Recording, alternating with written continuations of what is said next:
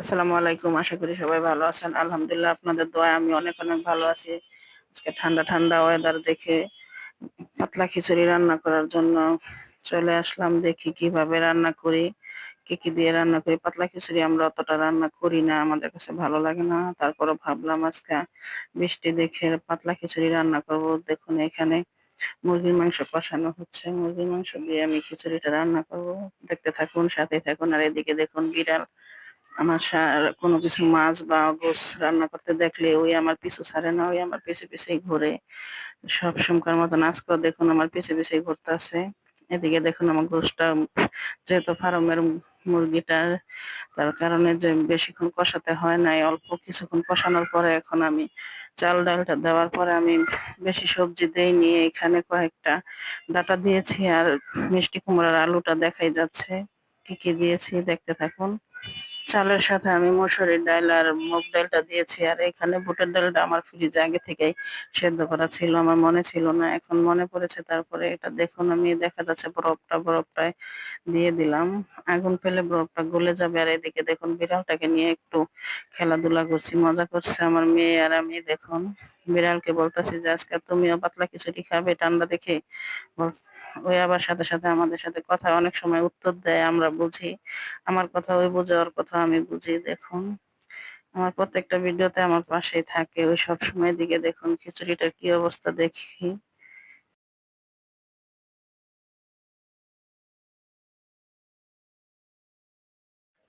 গরম ধোয়ার জন্য অতটা ভালোভাবে বোঝা যাইতেছে না আমার তেল মশলা সবকিছু ঠিক আছে কিনা। দেখুন এখন একটু ক্লিয়ার বোঝা যাচ্ছে সবকিছু ঠিক আছে। যেহেতু পাতলা খিচুড়ি করবো, একটু নরম করবো, চুলার হিটটা কমিয়ে আমি অনেকক্ষণ ঢাকা দিয়ে বসিয়ে রাখবো আরো কিছুক্ষণ।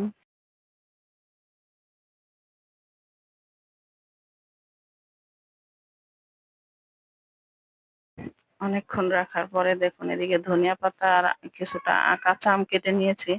কাঁচা আম দিলে আমার কাছে খিচুড়িটা খেতে ভালো লাগে। অনেকে আচার দিয়ে খায়, আমি কাঁচা আমটা দিয়েই এই সিজনে খিচুড়িটা খেতে পছন্দ করি। তাই কয়েকটা কাঁচা আম আর ধনিয়া পাতা দিয়ে দিলাম। লেটকা খিচুড়ি যতক্ষণ চুলায় জালটা কমিয়ে বসিয়ে রাখা যায় ততই মজা হয়, যতই লেটকা হয় ভালো লাগে খেতে।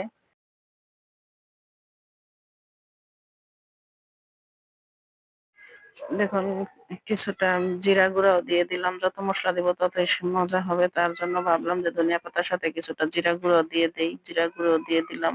সবগুলো একসাথে দিয়ে এখন একটু নাড়াচাড়া করে দিচ্ছি ভালোভাবে। আর কিছুক্ষণ রেখে নামিয়ে নিব। আমার খিচুড়িটা হয়ে গেছে প্রায়।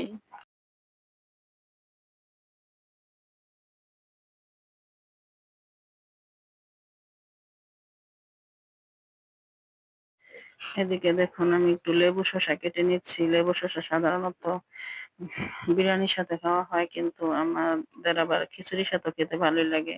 তার জন্য আমি লেবু শসাটা একটু কেটে নিচ্ছি অল্প করে। বিরিয়ানির সাথে একটু বেশি লাগে শসাটা, কিন্তু খিচুড়ির সাথে শুধু শসাটা লেবুটাই নেই, টমেটো গাজর কিছুই নেওয়া হয় না।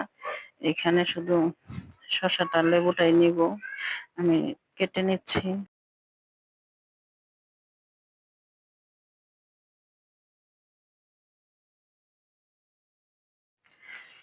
দে- দেখুন আমার পাতলা খিচুড়িটা কেমন হয়েছে। মাশাল্লাহ দেখতে সুন্দরই হয়েছে।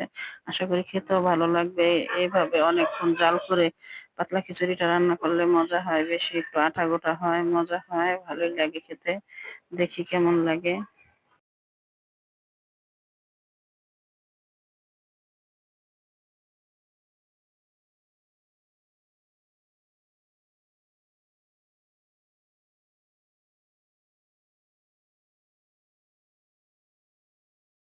কাছ থেকে দেখে বোঝা যাচ্ছে আমার খিচুড়িটা কতটা ঘন হয়েছে। লাটকা খিচুড়িটা একটু ঘন না হলে ভালো লাগে না। ধন্যবাদ সবাইকে আমাদের ভিডিওটি দেখার জন্য।